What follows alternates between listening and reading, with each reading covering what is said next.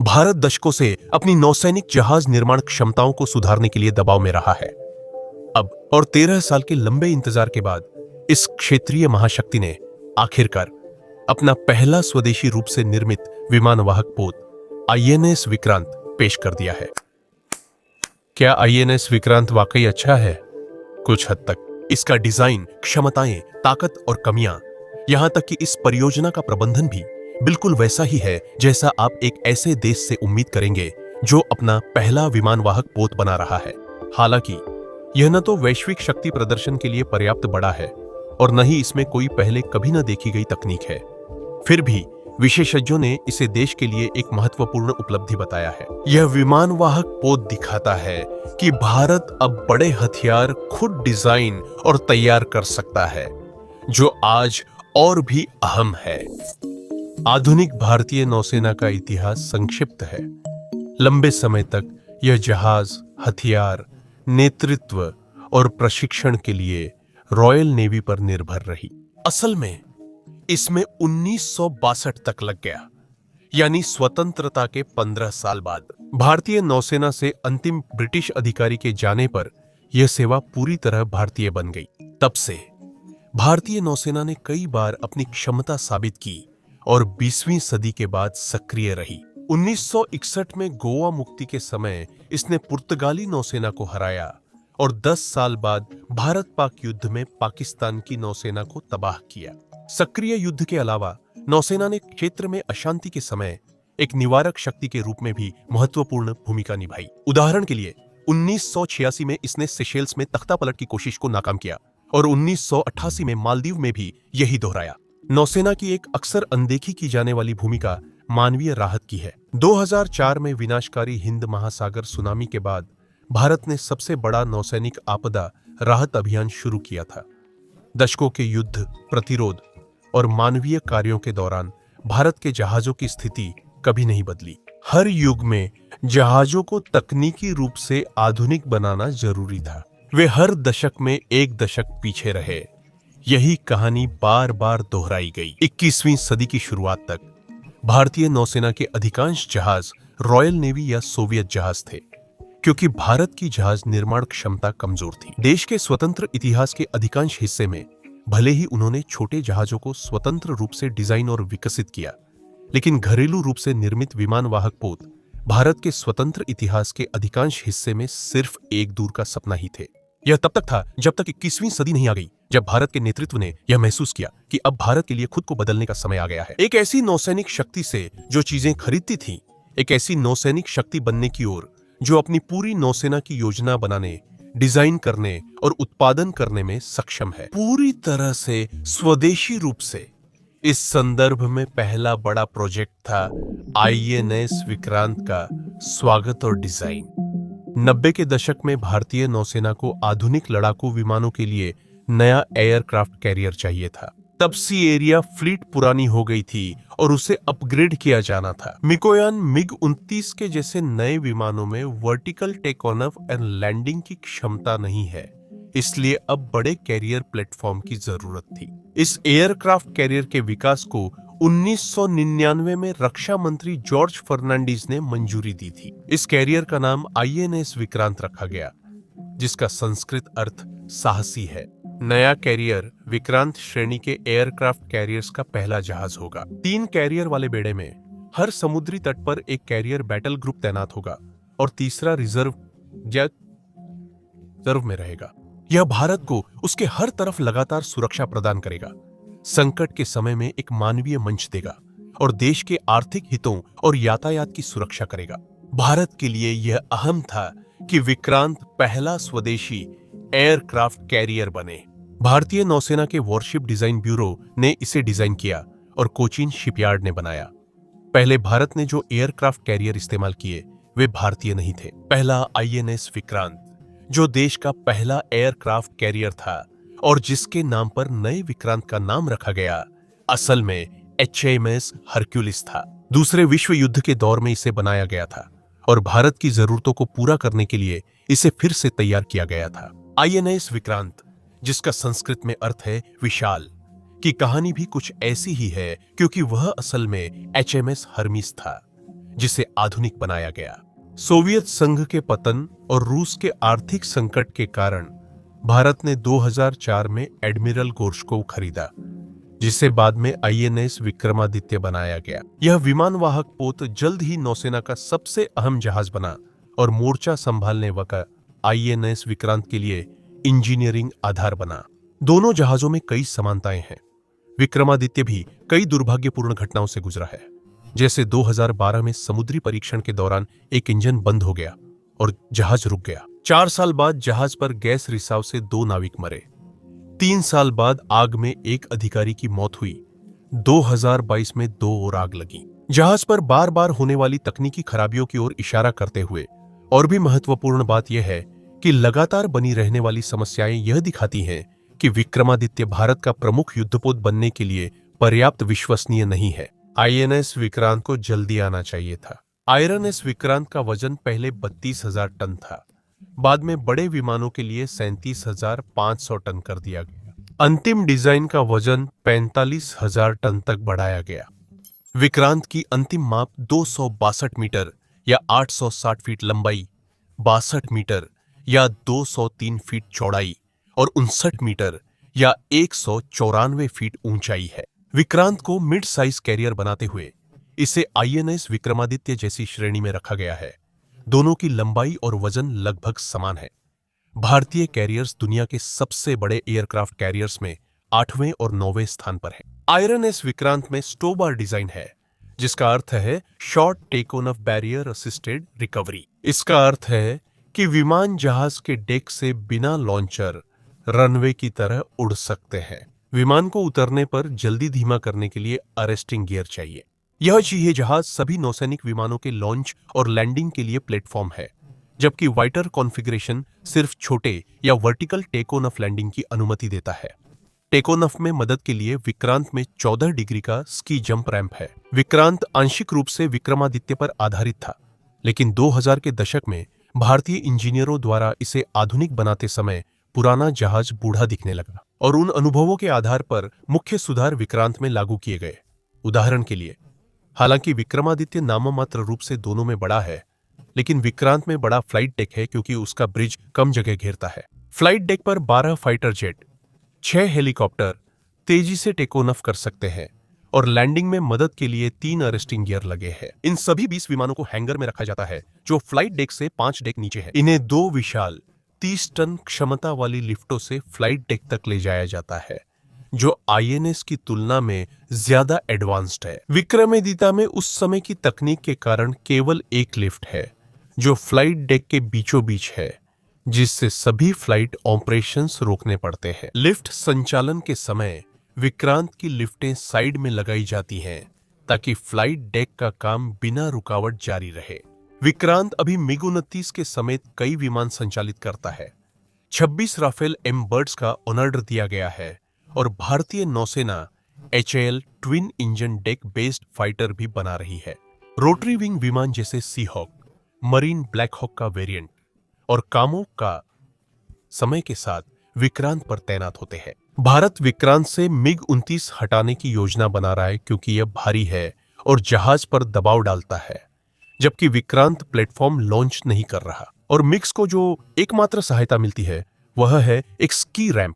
वे पूरी तरह से अपने इंजन की ताकत पर निर्भर हैं टेक ऑन ऑफ के लिए। इसका मतलब है कि मिग्स पूरी तरह से हथियारों का लोड आउट नहीं ले जा सकते या शायद अधिकतम मात्रा में ईंधन भी नहीं ले जा सकते, सिर्फ इसलिए क्योंकि वे बहुत भारी हो जाएंगे और टेक ऑन ऑफ नहीं कर पाएंगे, जिससे वे पानी में गिर सकते हैं।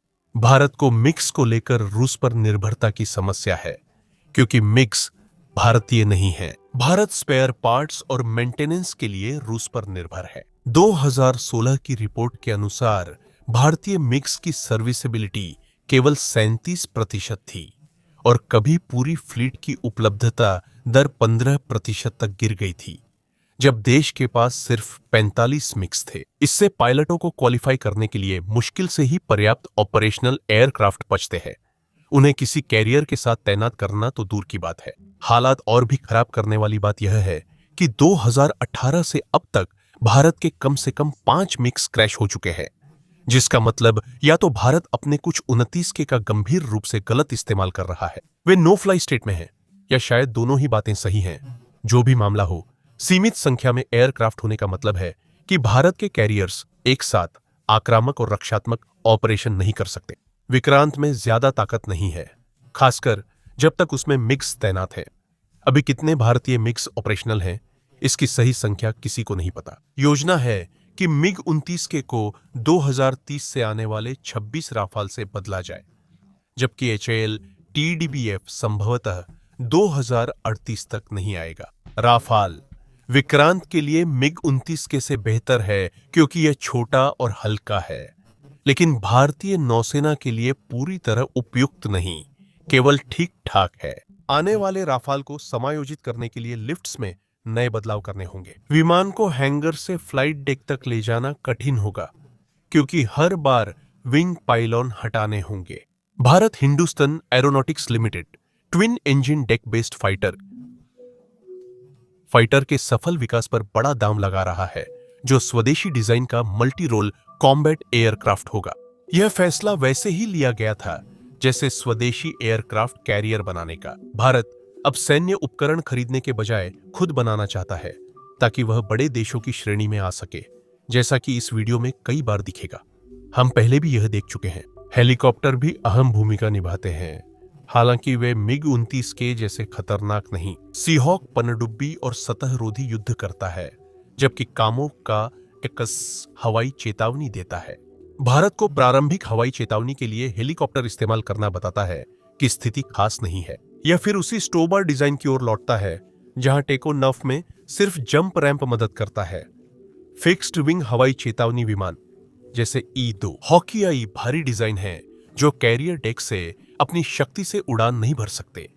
इन्हें कैटापल्ट से लॉन्च करना पड़ता है। विक्रांत में वह क्षमता नहीं है, जो अफसोसजनक है क्योंकि हेलीकॉप्टर फिक्स्ड विंग विमान की बराबरी नहीं कर सकते। वे तेज हैं, उनकी रेंज, एंड्योरेंस और रडार व बैटल मैनेजमेंट सिस्टम बेहतर है। ऊंचाई पर उड़ सकते हैं और बड़े क्षेत्र को कवर कर सकते हैं, जिससे एयरबोर्न अर्ली वार्निंग विमान की रडार क्षमताएं जैसे KA-31 airborne early warning helicopter काफी बढ़ जाती है। इस भूमिका में भारत का उपयोग किसी भी आधुनिक फिक्स्ड विंग विमान से कमजोर है, जिससे इंडियन नेवल शिप विक्रांत की सिचुएशनल अवेयरनेस प्रभावित होती है। जहां तक ऑनबोर्ड इंटीग्रेटेड फायर पावर की बात है, विक्रांत 2 वर्टिकल लॉन्च सिस्टम से लैस है, जिनमें से प्रत्येक में 32 सेल हैं, जो मुख्य रूप से बैरक 8 सतह से हवा में मार करने वाली मिसाइलों से भरे हुए हैं, जो इसका प्रमुख एंटी एयरक्राफ्ट हथियार है। 100 किलोमीटर की रेंज और मैक्सिमम स्पीड मार्क 2 के साथ विक्रांत को इन 64 मिसाइलों से लैस किया जाएगा, जिनमें से हर एक आधुनिक विमानों को आसमान से गिराने में पूरी तरह सक्षम है। 4 AK-600 30-30 मिमी रोटरी कैनन और 5 127 मिमी हैवी मशीन गन विमान और मिसाइलों के खिलाफ पॉइंट डिफेंस के लिए काम में आती है। AK-600 30 छोटे जहाजों से मुकाबले के लिए प्रति मिनट 10,000 राउंड 30 गुणा 165 मिमी फ्रैग शेल्स 4000 मीटर रेंज तक फायर करता है। और यही कारण है कि यह कैनन सिस्टम उदाहरण के लिए अमेरिकी फालैंक्स से ज्यादा प्रभावी है, जिसे हम कई यूएस नेवी जहाजों पर देखते हैं। इलेक्ट्रॉनिक युद्ध के लिए विक्रांत में कवच एंटी मिसाइल डिकॉय सिस्टम है, जो मिसाइलों को इंटरसेप्ट करने के लिए बना है। शक्ति इलेक्ट्रॉनिक वॉरफेयर सूट आधुनिक राडार और एंटी शिप मिसाइलों के ट्रैकिंग सिस्टम को डिटेक्ट और जैम करता है। इलेक्ट्रॉनिक युद्ध प्रणालियों के लिए विक्रांत में मल्टी फंक्शनल राडार और अंडर वाटर सोनार सिस्टम है। यह पोत 196 अधिकारी और 1449 नाविक एयर क्रू सहित रख सकता है। हालांकि यह पोत की अधिकतम क्षमता नहीं है। इसमें 16 बेड का अस्पताल भी है, जिसे 5 मेडिकल अधिकारी और 25 सहायक चलाते हैं। जम्मोट अस्पताल में सामान्य आइसोलेशन, इंटेंसिव केयर और फिनोल वार्ड है। INS विक्रांत को 4 जनरल इलेक्ट्रिक LM-2500 गैस टर्बाइनों से 88 मेगावाट या 1,10,000 हॉर्स पावर से अधिक ऊर्जा मिलती है। यह पोत को अधिकतम 28 नॉट्स की गति और 8000 समुद्री मील की अधिकतम रेंज तक पहुंचने की अनुमति देता है, जो लगभग 15,000 किलोमीटर या 9,200 मील है। यह पूरे हिंद महासागर में शक्ति दिखाने की अनुमति देता है। पारंपरिक प्रणोदन वाले INS विक्रांत स्थानीय समुद्री नियंत्रण के लिए उपयुक्त है। इसमें परमाणु संचालित विमानवाहक पोत जैसी रेंज और सहन शक्ति नहीं है। इसलिए लंबी दूरी के अभियानों के लिए इसे समुद्र में अन्य पोतों से पुनः आपूर्ति लेनी पड़ती है।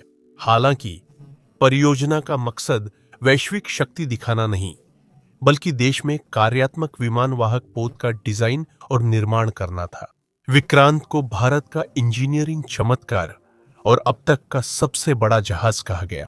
कोचीन शिपयार्ड के चेयरमैन मधु नायर ने कहा कि यह भारत के अब तक बने किसी भी युद्धपोत से 5 से 7 गुना बड़ा है।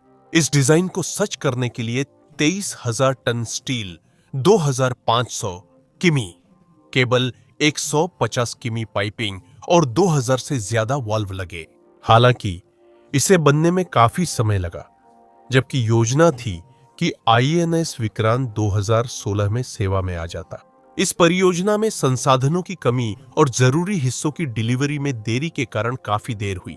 जहाज के समुद्री परीक्षण भी कोविड-19 महामारी के कारण देर से शुरू हुए और आखिरकार इसे 2022 में कमीशन किया गया, जो तय समय से 6 साल पीछे था, और इसकी लागत 260 अरब रुपए यानी लगभग 3.1 अरब डॉलर रही।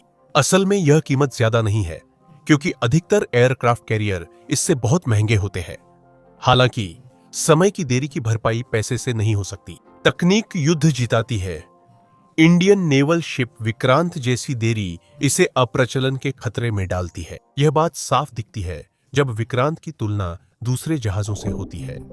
प्रमुख नौसैनिक बलों की तुलना में प्रदर्शन। 2023 के अंत में आईएनएस विक्रांत ने सभी विमानों के साथ बड़े अभ्यास के बाद संचालन क्षमता हासिल कर ली और भारतीय नौसेना का दूसरा कैरियर बैटल ग्रुप बना।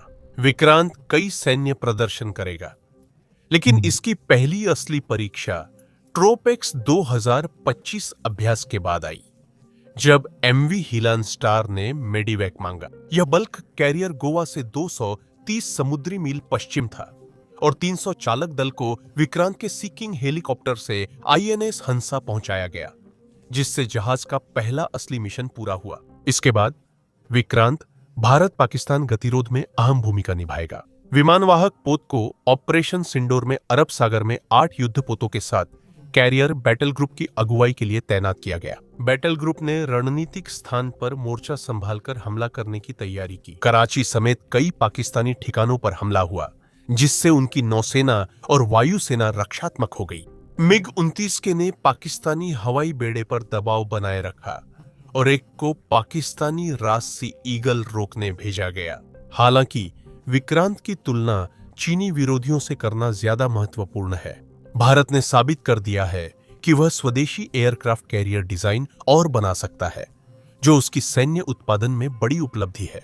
यह तुरंत ही एशिया में एक प्रमुख नौसैनिक शक्ति बन गया है और यह शायद चीन के लिए खास तौर पर महत्वपूर्ण है। भारत चीन को मुख्य नौसैनिक प्रतिद्वंदी मानता है और पाकिस्तान पर भी नजर रखता है, क्योंकि चीन की सैन्य शक्ति तेजी से बढ़ रही है। इसी समय भारत क्वाड में शामिल हुआ, जो जापान, अमेरिका और ऑस्ट्रेलिया के साथ इंडो पैसिफिक में चीन की विस्तारवादी नीतियों का विरोध करने की पहल है। विक्रांत के डिजाइन और निर्माण के समय चीन ने भी अपना पहला स्वदेशी एयरक्राफ्ट कैरियर फुजियान विकसित किया।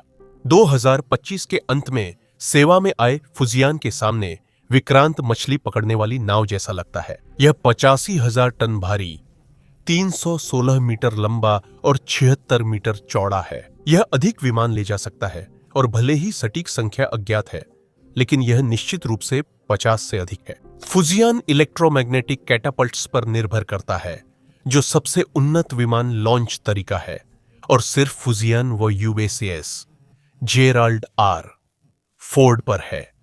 यह बेहद अहम डिजाइन है। इससे भारतीय नेतृत्व पर गहरा असर पड़ा, क्योंकि यह चीनी नौसेना के लिए बड़ी छलांग थी। इसे अगले भारतीय विमानवाहक पोत में इस्तेमाल करने की योजना है। आगे और चर्चा करेंगे। Electromagnetic aircraft launch system. Electromagnetic aircraft launch system electromagnetic Motors से शक्तिशाली चुंबकीय क्षेत्र बनाकर हल्की वस्तुएं आगे बढ़ाता है। यह सिस्टम पारंपरिक स्टीम कैटापल्ट से तेज, कम ऊर्जा में और जल्दी रिचार्ज होता है। फुजियान को विशेष रूप से मौजूदा चीनी लड़ाकू विमानों जैसे J-15 मल्टी रोल फाइटर्स और J-35 स्टेल्थ फाइटर्स, साथ ही शियान KJ-600, जो एक कैरियर आधारित अर्ली वार्निंग और कंट्रोल एयरक्राफ्ट है, के अनुसार डिजाइन किया गया है। जैसा कि पहले विक्रांत पर समर्पित fixed wing airborne early warning विमान की कमी के बारे में कहा गया था, फुजियान की सिचुएशनल अवेयरनेस और बैटल मैनेजमेंट क्षमताएं सिर्फ इसी एक विमान की वजह से लड़ाकू विमानों के मामले में कहीं अधिक विकसित है। यह भी उल्लेखनीय है कि J-15 MiG-29 के की तुलना में कहीं अधिक सक्षम विमान है, लगभग हर संभव तरीके से, क्योंकि इसमें बेहतर हथियारों का पेलोड लगाया जा सकता है और इसकी रेंज भी अधिक है। इसका मतलब है कि फुजियान MiG-29 के से बेहतर और आने वाले राफेल्स और हल TDBF के बराबर विमान तैनात कर सकेगा। विक्रांत के 36 विमानों के मुकाबले वहां 50 विमान होंगे और इलेक्ट्रोमैग्नेटिक लॉन्च रैम्प से फुजियान भारी ईंधन व हथियारों के साथ विमान लॉन्च कर सकेगा। इसका अर्थ है अधिक रेंज, लचीलापन और बेहतर मारक क्षमता। यह बड़ा धीमा एयरक्राफ्ट कैरियर है जो न्यूक्लियर रिएक्टर न होने और बड़े आकार के कारण ज्यादा संसाधन खर्च करता है। फुजियान को विक्रांत की तुलना में कहीं बेहतर तरीके से हथियारों से लैस किया गया है और इसमें जीवित रहने की संभावना भी निस्संदेह ज्यादा है, जिससे यह शक्ति प्रदर्शन के लिए आदर्श पोत बन जाता है। चीन का लक्ष्य है कि वह भारतीय प्रशांत महासागर, दक्षिण चीन सागर और ताइवान जलडमरू मध्य में अपने जहाज भेजे, यह दिखाने के लिए कि अमेरिका और अन्य प्रतिद्वंद्वी जाने कि चीन वहां है। विक्रांत की तुलना शानडोंग से करना ज्यादा सही है, जो चीन का पहला स्वदेशी विमान वाहक पोत है। यह जहाज सोवियत कुस्नेत्सोर श्रेणी के विमान वाहक पोत पर आधारित है और विक्रांत के काफी अधिक समान है, जिसके अगर आप याद करें तो सोवियत जड़ें भी हैं। दोनों विमान वाहक पोतों में स्की रैंप है। ये दोनों लगभग समान संख्या में विमान अपने बोर्ड पर रख सकते हैं और आकार में बड़े अंतर को छोड़ दें तो ये दोनों साथ साथ देखने पर काफी मिलते जुलते हैं। शानडोंग को तेजी से बनाया गया, जबकि विक्रांत को बनाने में 13 साल लगे और शानडोंग 2019 में कमीशन हुआ। चीन की योजना है कि वह साल 2035 तक 6 एयरक्राफ्ट कैरियर ग्रुप तैनात कर दे और अगर देश इसी रफ्तार से जहाज बनाता रहा तो वह इसमें सफल भी हो सकता है। भारत उत्पादन या डिजाइन में चीन की बराबरी नहीं कर सकता, जिससे दीर्घकालिक नौसैनिक वर्चस्व संभव नहीं है। चीन के पास 350 से ज्यादा जहाजों वाली दुनिया की सबसे बड़ी नौसेना है। भारत पाकिस्तान सागर से आगे है, जबकि पाकिस्तान की नौसेना में मुख्यतः फ्रिगेट, कारवेट और कुछ पनडुब्बियां हैं। भारतीय नौसेना पाकिस्तानी नौसेना से कई गुना बड़ी और अधिक विनाशकारी ताकत रखती है, जो भविष्य का संकेत है। विक्रांत पार्टी में 1 दशक देर से आया है और दुनिया के शीर्ष 10 युद्ध कुशल विमान वाहकों में नहीं है। यह भारत की इस आकार की पहली पूरी हुई परियोजना है, जो एक बड़ा मील का पत्थर है। Retired vice admiral Anur Kumar Chawla, जिन्होंने विक्रांत की प्रक्रिया की निगरानी की थी, ने चीनी समुद्री शक्ति और चीन की तेज जहाज निर्माण गति की सराहना की। विक्रांत पर उन्होंने कहा, एयरक्राफ्ट कैरियर रातों रात नहीं बनते, इसमें समय लगता है। इसलिए जरूरी है कि हमारे पास विक्रांत जैसे और जहाज हों जो बेड़े की रक्षा करें, दूर यात्रा करें और दुश्मन जहाजों को एयरक्राफ्ट कैरियर तक पहुंचने से पहले तबाह कर दें। इसका मतलब है कि विक्रांत को उसके रूप से नहीं आंकना चाहिए। यह एक बड़े और शक्तिशाली बेड़े की ओर कदम है। कोचीन शिपयार्ड के चेयरमैन मधु नायर ने कहा कि देरी के बावजूद वे भारत का पहला स्वदेशी एयरक्राफ्ट कैरियर बनाने में सफल होने से खुश हैं। उन्होंने कहा, मैं नहीं कहता कि 13 साल सबसे अच्छा है, हम बेहतर कर सकते थे, लेकिन पहली बार था, इसलिए मैं नाखुश नहीं हूं। 2022 में भारत ने पुष्टि की थी कि वह INS विक्रांत जैसी एक और जहाज को मंजूरी दे रहा है। यही मुख्य बात है जो नौसेना के साथ हो रही है। दूसरा विमान वाहक पोत रिकॉर्डिंग के समय प्रस्ताव चरण में है, लेकिन माना जा रहा है कि अगर इसे मंजूरी मिलती है तो यह विक्रांत की तुलना में कहीं ज्यादा जल्दी पूरा हो सकता है। इस नए विमान वाहक पोत का उद्देश्य भविष्य में INS विक्रमादित्य की जगह लेना है, क्योंकि भारत के आधुनिक विमान वाहक पोतों में सबसे पुराने INS विक्रमादित्य के पास अब संचालन के लिए 1 दशक से ज्यादा का समय नहीं बचा है। इसी समय भारत INS विशाल का विकास कर रहा है। फिलहाल डिजाइन चरण में है। विशाल लगभग 65,000 टन की श्रेणी में अपना खुद का वर्ग विकसित करेगा, जिसकी लंबाई लगभग 300 मीटर या करीब 1000 फीट होगी। भारत एक सुपर कैरियर बनाने के लक्ष्य के करीब है। विशाल और विक्रांत श्रेणी के दूसरे विमान वाहक पोत में इलेक्ट्रोमैग्नेटिक लॉन्च मैकेनिज्म लागू होने की अफवाह है, जिसे अभी ब्रिटिश इंजीनियरों की मदद से विकसित किया जा रहा है। यह दिखाता है कि विक्रांत के विकास से भारतीय इंजीनियरों ने कुछ सीखा। इन दोनों विमानवाहक पोतों के सेवा में आने पर भारत के पास हर तट पर एक एक कैरियर ग्रुप और एक रिजर्व रहेगा। लेकिन नौसेना की योजना वास्तव में अपने पास मौजूद विमानवाहक पोतों की संख्या को दोगुना करने की है। तो यह संभव है कि अगले कुछ दशकों में उनके पास 6 विमानवाहक पोत हों। हालांकि विशाल परमाणु संचालित विमानवाहक पोत नहीं होगा। रक्षा मंत्रालय की योजना है कि भारत 2040 तक 10 परमाणु संचालित पोत, जिनमें एक विमानवाहक पोत भी होगा, संचालित करे। भारत अपनी नौसेना में भारी निवेश कर रहा है, खासकर स्वदेशी विकास पर, न कि सिर्फ खरीद पर। देश की अर्थव्यवस्था और तकनीकी क्षमताएं मजबूत हो रही हैं। भारत की नौसेना के पास 130 प्लस युद्धपोत है, जिनमें 2 विमानवाहक पोत शामिल हैं, और 2035 तक इन्हें 175-200 करने की योजना है। फिलहाल 50 से ज्यादा पोत बन रहे हैं, जो 2030 तक सेवा में आ सकते हैं। इस विस्तार का मुख्य कारण हिंद महासागर में चीन की रुचि है। इसलिए भारत विमानवाहक पोतों और पनडुब्बी रोधी जहाजों के विकास में सक्रिय है। Anti submarine warfare shallow watercraft, जिसे anti submarine warfare shallow watercraft भी कहा जाता है, अगर इसका असली नाम काफी बड़ा नहीं है, तो यह एक ऐसी कोरवेट श्रेणी है जो पानी के नीचे निगरानी के लिए विशेष रूप से बनाई गई है और एक समर्पित पनडुब्बी रोधी पोत के रूप में काम करती है। अभी 11 बनाए जा रहे हैं, जिनमें 5 पूरे और 3 सेवा में हैं।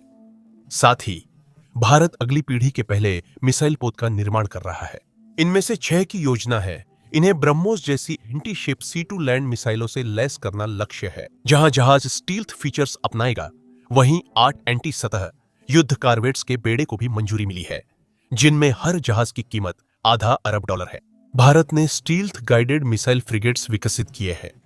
नीलगिरी क्लास के 7 जहाज अभी परीक्षण में हैं। युद्ध के लिए तैयार होने पर कुछ INS Vikrant carrier battle group में शामिल होंगे। इस परियोजना की सफलता या असफलता के अनुसार भारत 7 और अगली पीढ़ी के फ्रिगेट्स बनाएगा।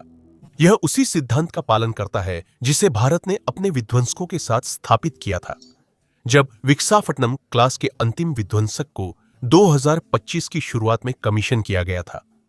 भारत ने मूल रूप से, हालांकि अभी तक कोई दस्तावेज पर हस्ताक्षर नहीं हुए थे, वाहक और विध्वंसकों के अलावा एक नई विध्वंसक श्रेणी विकसित करने के लिए प्रतिबद्धता जताई थी। भारत की महत्वाकांक्षाओं को सबसे अच्छे तरीके से देखा जा सकता है अगर हम लैंडिंग प्लेटफॉर्म डॉक कार्यक्रम पर नजर डालें।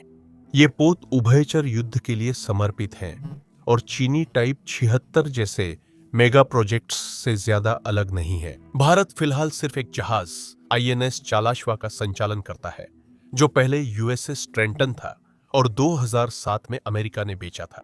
भारत अपनी 4 LPDs के विकास व उत्पादन में $9.6 अरब निवेश कर रहा है। यह INS विक्रांत की लागत से 3 गुना ज्यादा है। 5 प्रमुख भारतीय शिपयार्ड वर्तमान में इस आकर्षक अनुबंध के लिए प्रतिस्पर्धा कर रहे हैं, लेकिन नियमों के अनुसार प्रत्येक शिपयार्ड को विदेशी कंपनियों के साथ साझेदारी करनी होगी और सिद्ध तकनीकों को भारतीय तटों पर लाना होगा। यह शर्त जानबूझकर रखी गई थी क्योंकि रक्षा मंत्रालय को इसकी जानकारी थी। हालांकि स्वदेशी विनिर्माण क्षमताओं को विकसित करने की महत्वाकांक्षा सराहनीय है, लेकिन युद्ध में आजमाए हुए डिजाइनों की अभी भी आवश्यकता है और विदेशी साझेदारों के साथ काम करके आप दोनों दुनियाओं का सबसे अच्छा लाभ उठा रहे हैं। आधुनिकीकरण और घरेलू सैन्य विकास को मजबूत करना। यह परियोजना उस समय भारतीय नौसेना के दृष्टिकोण का अच्छा उदाहरण है। महंगे निवेश जो घरेलू रूप से विकसित किए गए, लेकिन सहयोगियों और साझेदारों की मदद से। नौसेना बल को सशक्त बनाने और उसकी संख्या बढ़ाने के प्रयास में ही नहीं, बल्कि आधुनिक नौसेना समाधानों के डिजाइन, विकास और क्रियान्वयन के बारे में इतना कुछ सीखने के लिए भी, ताकि एक दिन यह सब बिना किसी मदद के किया जा सके। भारत जहाजों की संख्या में दुनिया की सबसे तेज बढ़ती नौसेनाओं में है। प्रौद्योगिकी एक पीढ़ी से दूसरी पीढ़ी तक छलांग लगा रही है और देश की घरेलू निर्माण क्षमताओं का विकास लगातार जारी है। भारतीय नौसेना 2037 तक 230 प्लस जहाजों तक पहुंच सकती है, जो वर्तमान से 50% ज्यादा है। अब ये सभी जहाज भारत में ही डिजाइन और बनाए जाएंगे।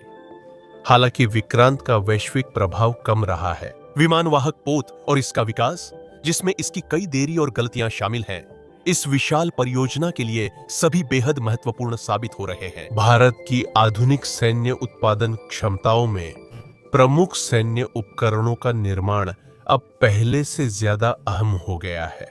मित्रों और दुश्मनों के संबंध तेजी से बदल रहे हैं, जिससे पूर्व साझेदारों में शक्ति संतुलन बिगड़ सकता है। अगर कोई देश बड़े पैमाने पर सैन्य उत्पादन करने में असमर्थ है, तो यह स्थिति एक अप्रस्तुत राष्ट्र को बिना सुरक्षा के छोड़ सकती है। अगर भारत वाकई अपनी नौसेना को इतने बड़े स्तर तक विस्तार देने में सफल होता है, जिसमें कई नए एयरक्राफ्ट कैरियर भी शामिल हैं, तो हम पीछे मुड़कर देखेंगे कि आईएनएस विक्रांत उस प्रयास में पहला बड़ा कदम था। देखने के लिए धन्यवाद।